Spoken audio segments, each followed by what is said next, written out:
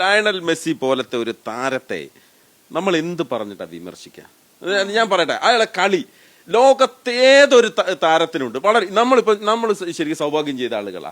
നമ്മളെ കാലഘട്ടത്തിലൂടെ അയാൾ ജനിച്ച് നമുക്ക് മുന്നിലൂടെ ഫുട്ബോൾ തട്ടി നടക്കുന്ന ഒരാളാണ് അല്ലെ.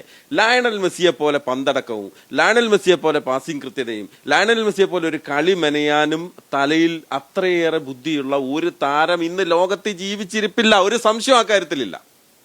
അതിനോട് ഞാൻ പൂർണ്ണമായും യോജിക്കുന്നു. ലയണൽ മെസ്സി ലോകത്തെ ഏറ്റവും മികച്ച താരമാണ്, അതിലെനിക്ക് ഒരു സംശയവും. പക്ഷേ ഞാനൊരു നെയ്മർ ഫാനാണ്. അതുകൊണ്ട് തന്നെ അല്ലേ, നെയ്മർ ഫാനാണെന്ന് പറഞ്ഞുകൊണ്ട് മെസ്സിനേക്കാളും മികച്ച പ്ലെയറാണ് നെയ്മർ എന്ന് ഞാൻ പറയില്ല.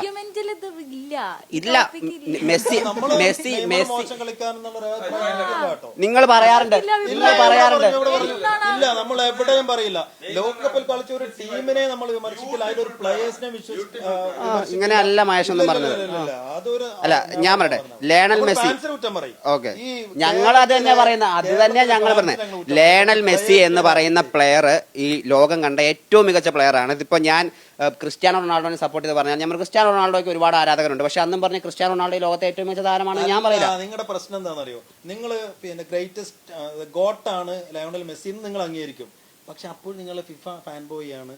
ആരാണ് ഇതൊക്കെ പറയുന്നത്? ഇത് സോഷ്യൽ മീഡിയയിൽ ഒരു കൂട്ടം ആളുകൾ പറയുന്നതിനെ എന്തിനാണ് ജനറലൈസ് ചെയ്യുന്നത്?